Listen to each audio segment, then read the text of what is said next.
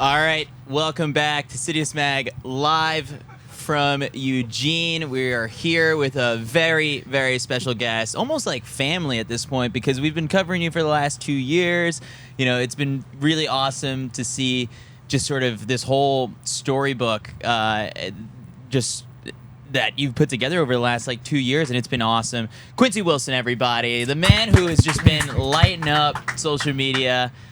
I mean, how has this all been, this whole entire trials experience? It's been great.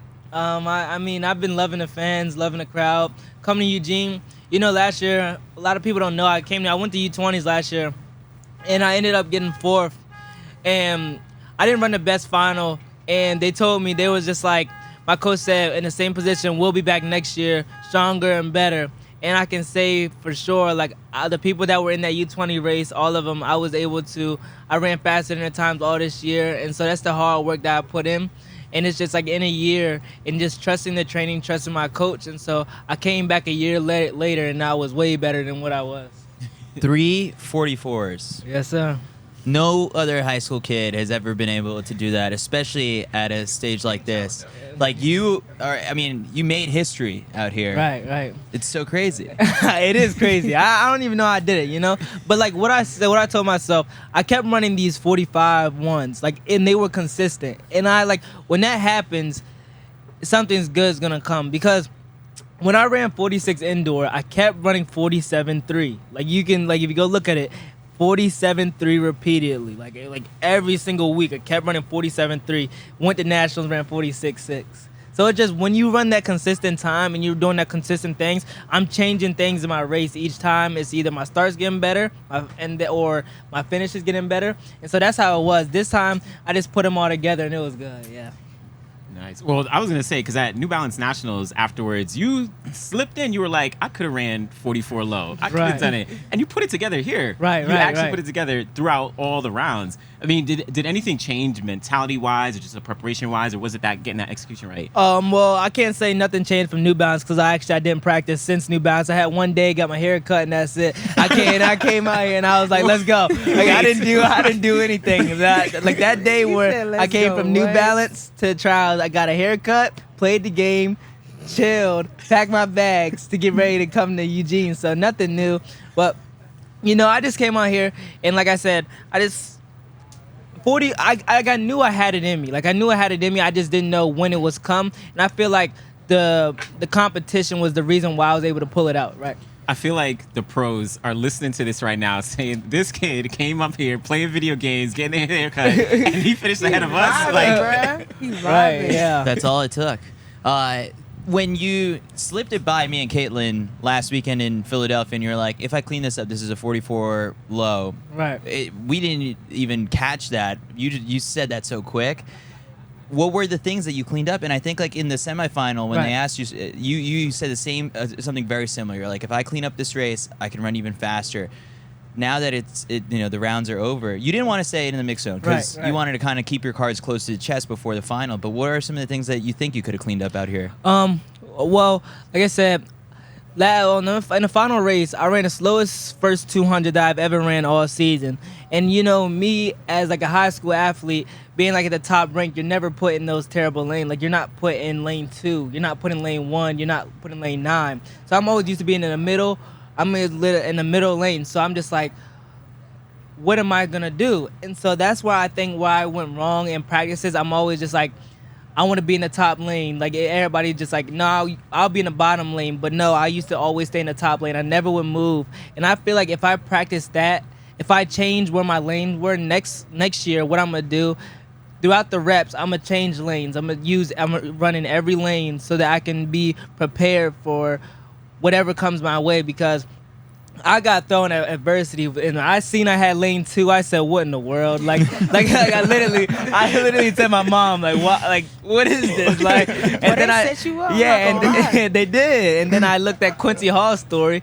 He said, I'm in lane 8, so I was just like, now I can't really say anything because I'm back there. Both of y'all got yeah. So it's just like, well, you're the fastest qualifier, and you got lane 8, so I'm the fourth qualifier, so I got lane 2, so I got to work. But some of the things I could have ran, the first 200, I had like one of the fasting closing last 100. So if I finish that, if I start off, and that's just speed mechanics I'm going to work on throughout the season next year. Probably instead of more longer reps, probably some shorter reps so I can get in there and get out the blocks with that, like that. Because, you know, they're deadlifting one leg, 300 pounds. You know me. Who is doing that? Oh, most definitely the pros. You know me. I'm over there with my 10-pound weight going. 10-pound weight.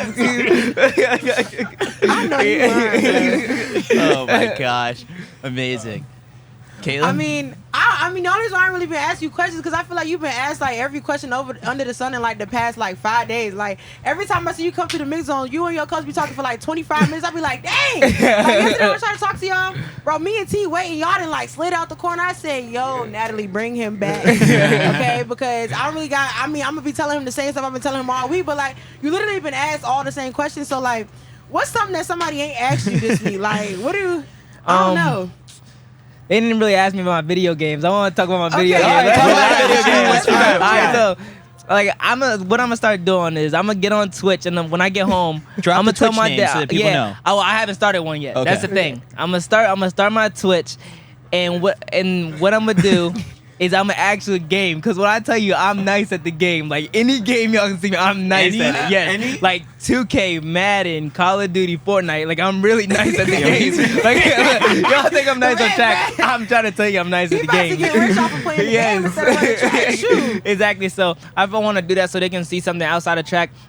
Also, I want y'all to make sure y'all subscribe to my YouTube channel because I am gonna be doing more. I'm gonna be more consistent because now like the season's over and not as much training in school. Because you know, school, I wake up at 5, get home at 8. So I mean, it's real hard to do videos. It's real hard, like he's slaving or something. Like, what are you talking about? but so I'm gonna make sure that I get some YouTube videos going so they can watch and get this subscribers up. You posted on your Instagram story, I think yesterday, like there was something you got from your school, like some sort of honors. Oh yeah, high honor He's roll. smart. He not stupid. Yeah, it's smart, Quincy. Yeah, it is. You know, I average a average and throughout all my life, like I've A average, and you know when I come to the classroom, it's all books. Like they call me the nerd. They call me the nerd in the class. If the teacher didn't know I ran track, like they would be like, yeah, I'll be looking at the books. I'll be like, what I gotta do? Yeah, I go home and be like. Yeah, 100%. People know when I'm not. That's the only time I'm not on a game or at practice. I'm doing my work. You doing your homework. Yeah. Yeah, you is a nerd. Yeah. Yeah. I mean, at this point, it's like, what don't you do? You're A student, video games, one of the best in the world at this point. Like, I mean. Do you cook or anything? Nah, that's one thing that I need to work on. I mean, I can cook a little. What can you cook? Grilled cheese. Listen,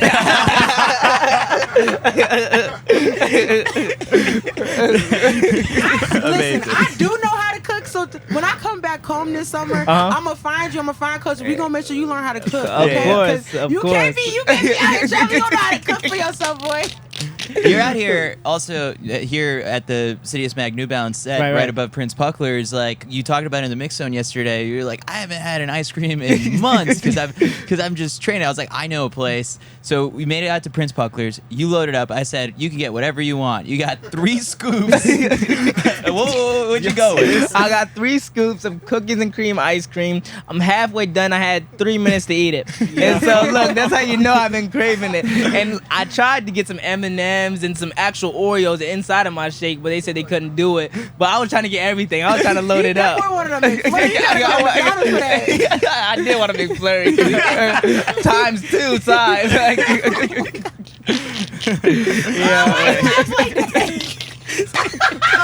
Yeah, Quincy is unhinged right now.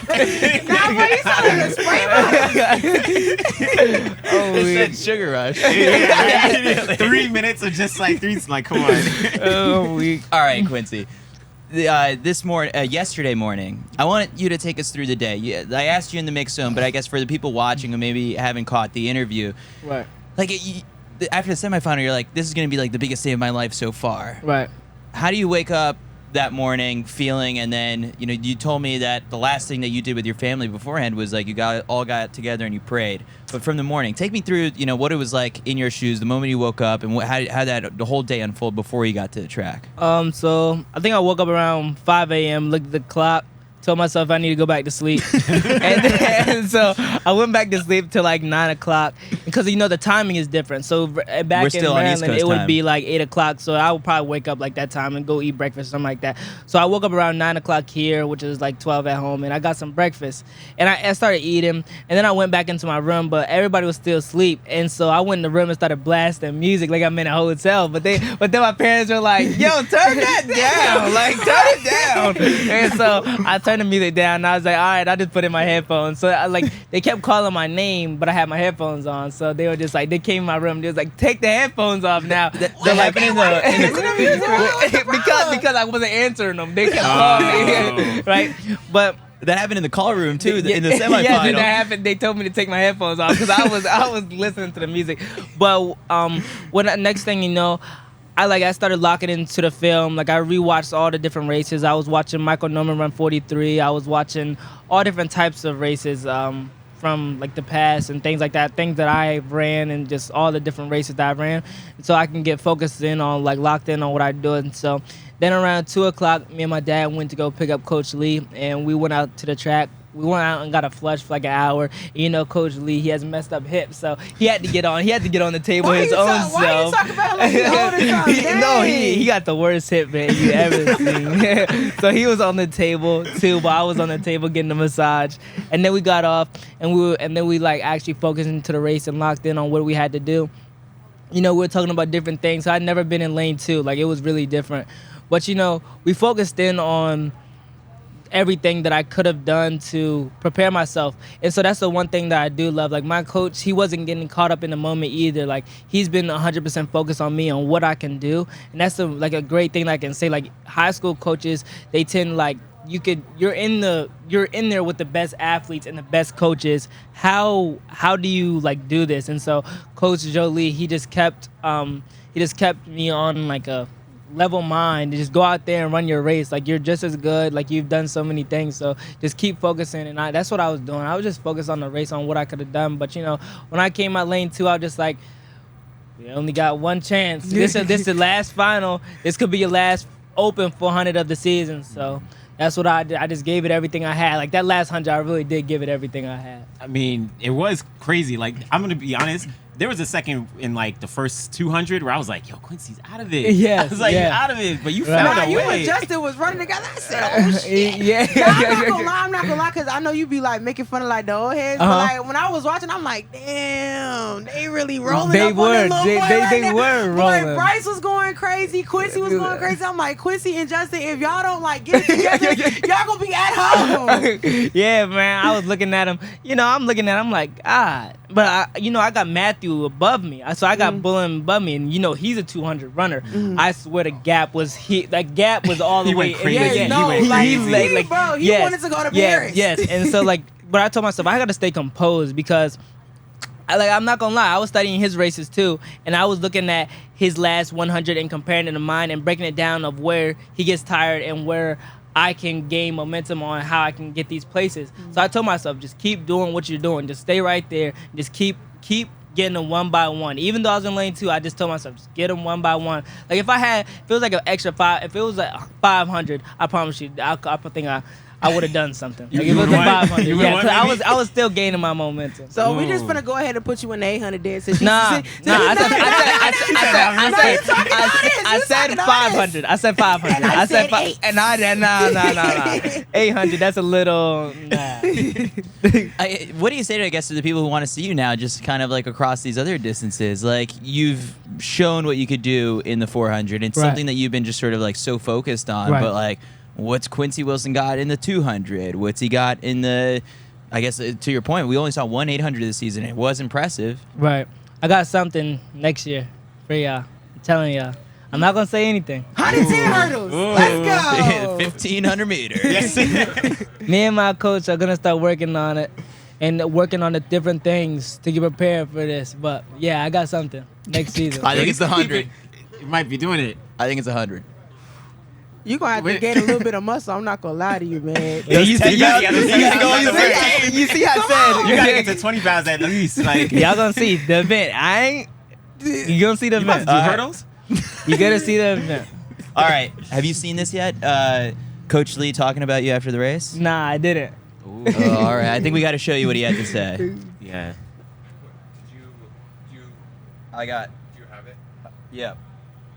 Oh wait, hold on. Let me make sure the sound is. Oh, on. the muted. Yeah. It's right at the beginning, right? Yeah. Yeah. Yeah. I know that he wanted it.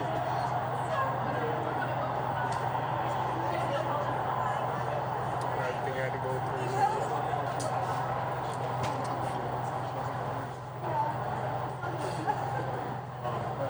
I'm happy too. They're not just sad. I mean, they're happy too because he's making history, right? Gosh, I wish this was lucky.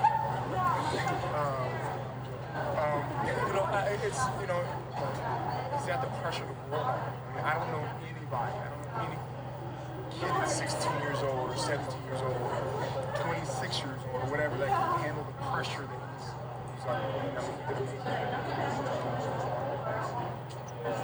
We'll be back. I mean, I usually say there's no crying, but then luck at me. Now I'm doing the Michael Jordan meme. But I mean, I'm happy for him. I mean, again, if you knew the pressure and the weight of what he's had to endure, and he did with a smile on his face, I'm like, I got to give credit to his parents in raising just such an amazing kid. Like, if you know the kid, I mean, we know the athlete you guys were starting to learn, the kid, but I know him now. I mean, we talk every single day, multiple times a day, and some stuff that he's even had to endure that he doesn't deserve. I mean, the hate, people saying things that are just like negative. Like, why? I mean, show me something that you can see wrong with this kid. I mean, I don't know, but obviously you don't want to pay attention to that. But he's 16, so my emotion, I haven't really had a chance to process because we've just been in the grind. Going from. Was sick a month ago, literally hospitalized, sick.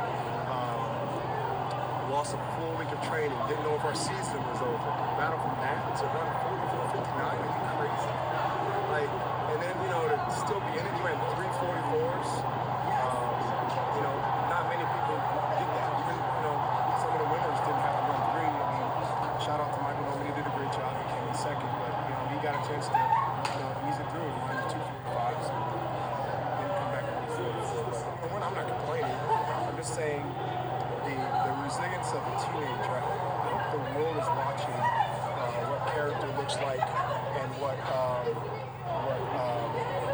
resilience in the face of adversity. But at the same time, I think it's a great story that we all can smile about, and we got the movie. Still go for the. Quincy, that's love. It is. What's that like? I guess to hear from your coach, just sort of he was with you every single step of the way this year. He knows a lot that I've been through, It was a hard season for me. Coming from in the beginning of the season, first meet, people don't know, I was in a warm-up area, warming up, and I tweaked my hamstring right before I'm about to go out. It's the last build-up, and my hamstring literally balls up in the one I can't walk, and I get carted off, and I get good into the trainer. I told myself, they told me it was going to be a 6-week injury, 8-week injury, and I won't be back. I told me and my mom said it's all mental, Quincy, and I came back and I came back the next week and ran a 101 and a 500. I just mentally strong, and just being mentally strong and being able to just tell yourself that regardless of what you come through, just keep doing it, because a lot of track is just mental, and if you keep your mental straight, that's one of the biggest things that I can say. And like I said, I was in the hospital May 6th. I was in the hospital, I couldn't stop throwing up. I was in the hospital, and I wasn't able to come out of my room for a whole week. I didn't go to school for a whole week or two, and I came back, and I came back after that race, and I was able to run. And it's just I don't even know. I was coming out there, and my practices, I was out there running the slowest times I've ever ran. And I just keep telling myself just keep working, you're gonna be there soon. And I kept on working on it, and I kept on doing it, and it really paid off, because it really is hard when you go through something and you're not at your top where you want to be.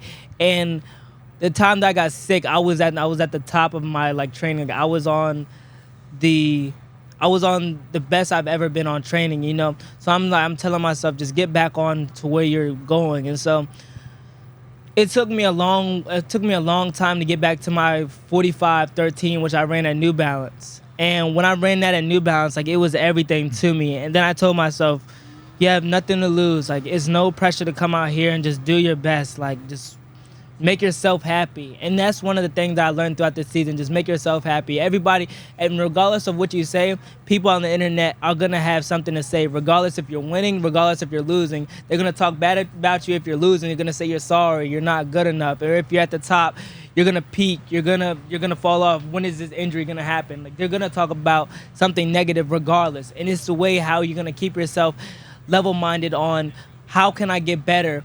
What can I use this as, and how can I use it as motivation? Because if they are talking about you, you are doing something good. You don't see somebody that's on the streets. What are they? They're not really saying too much about them because they don't see their potential. But when someone's at the top, there's a lot that people just want to knock that person down. And that's one of the things that it's just like, it's sorry to say about this sport, but that's one of the things that you just need to bring up. Like, you can be, if you keep mentally strong, you can do anything you want to do. And that's what I have to say about any of the younger kids coming out here. You know, I'm 16. I wasn't just representing myself, my family, the last name that I got. I was representing any person that thinks that they can't do it. No matter if you put your mind to put that goal, like, I put my mind to the goal that I want to be at the Olympic trials. And my goal was just to be at the Olympic trials. I didn't expect me to go out this far, but I knew, like, I put my body through weathers and waters that I've never been through, and that's why I was there. And that's why I was to run 344s. Like, 344s in 4 days, that's nothing but hard work and dedication, because I promise you can ask anybody, any of my teammates, any of my old coaches, former coaches, everything that I do is off my hard work. Like, there's not one day that I will regret I didn't go all out in that practice. Preach, Quincy. That was incredible. Powerful. So I guess now the people are probably out there wondering, just sort of like, all right, 6th.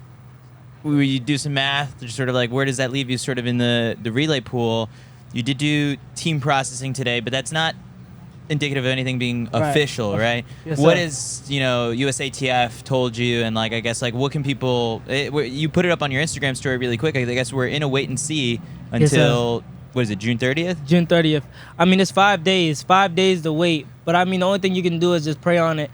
And regardless of the outcomes, like, you're going out with a win. Like, you're going out with a win regardless. You broke two world records that just no one has ever ran 44.5 At 16. At 16. It's not like There's actually a couple of guys that have at ran 16, 44.5. 17, or 18. Like 44, Yeah. like it's just, that's why it's just kind of weird to me. So I'm just like, regardless if I am able to make the team or if I'm not, but if I am make the team, the USA, I would say they're in a good hands, because when I go out there, I'm gonna give everything that I got to make sure that the USA is on with the gold medal on their neck, because I'm gonna work for it. Like, I'm gonna go out there, my team, regardless of what place we're in, I know our worth, and I know this is the hardest team to make, and just to end up to get 6, and even if I do make the relay pool, I'm gonna go out there with everybody, and like my dogs, like they're like my older brothers now, because we're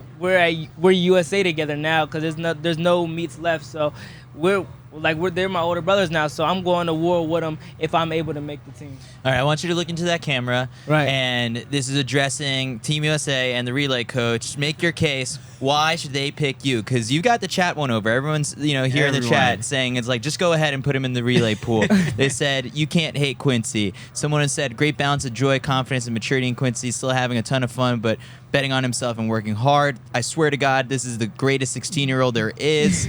Quincy has such a refreshing personality. He definitely deserves being on a relay team. Someone's, I just kept praying for him, and I'm still praying for him. So now look into that camera. Tell the relay coaches why they should pick Quincy Wilson. The reason I think I should put Quincy Wilson on the team is because throughout the sport, you're just going out there. You're not just going out there to represent the USA. You're going to represent you're representing everybody out here. Like, you're going to represent your brothers, your sisters, but not just that. You're representing the whole United States. And to be able, I think you should be able to put a person that has joy, that brings joy to the team, because we're not just going to be running. Like they said, there's going to be pressure. There's going to be other people that are just as good as us. But if you have chemistry, if you're able to bond with them, if you're able to have good vibes with each and one of those people, and I have a great bond with the Quincy Hall, Michael Norman, Vernon Norwood, Bryce Deming. Like, I've been trying to talk to them to introduce myself, because I am coming up and I'm going to be running more races with them. And I want to be able to have a bond with them so that when we go out there and we're battling for that first or second place, I'm gonna run harder if it's from my brother or if it's from somebody else. So when I go out there, they're gonna be like, I don't want to let this person down. If you're running for what you gotta do and your why, you're gonna run harder, and that's what can bring us to a victory and get us a gold medal on our neck. There we go. Put After this that, man on the team. they're gonna put this man on the team. Like, what? Yeah. Someone else in the chat was like, hey, do you want to double check and make sure he's not Jamaican? So I was like, no, he's ours. He's ours. One thing was, like, I was thinking about just sort of like, the first time I met you, New Balance Indoor Nationals 2023, I think it was. Yes, sir. And like, Caitlin from New Balance brought you over and was like, you got to interview this kid. And like, you just lit up in front of the cameras. Right. And then from there, sort of the next day, we see just you throw down a record-breaking performance. And so on behalf of the CITIUS MAG team, like, it's just been such a joy for us to be part of this whole entire ride. And just like, I remember Quincy Wilson when we had 2,000 followers. Now what are we at? We're at, let's refresh this thing, 103,000 followers. You're about to pass CITIUS MAG in number of followers. I hope this will accept our collab tags after this. Of course. I mean, it's been a great because before I even was out there and ran 46, like, they made sure that they get an interview with me. And a lot of people, they were saying, why would we interview a freshman before he's about to go race the best high schoolers in the nation? But when you can see something great in somebody and a company that just want to get out and reach out with the youngest person, maybe he does have a shot, man. You can always do that, and that's what they did. And I collabed with him before I even ran the 46, so That's right. I just want to say, like, thank you for y'all. Thank you. No, we're here. We are huge Quincy Wilson fans for forever. Heard it here. Quincy, I appreciate you stopping by on behalf of the whole team. Like, we could not be more excited for you, and it's gonna be weird when we have to go back to New Balance Indoor Nationals, and it's like we were at the trials. right. You might be an Olympic gold medalist at that I know, point. right? Honestly, you have the cool. It's already been like 2 weeks of summer vacation. You already have like the coolest, like, oh, what did you do this summer? Yeah, like go into the school, they'd be like, what'd you do this summer? I was 6th at the Olympic trials. I was like, which one is false? I wear a size 9.5 shoe. I was a 6th. Two truths and a lie. I love it. All right, Quincy. Well, let's go get you some more ice cream now. It's like, at this point, just celebrate every moment. But thanks for joining us. Of course.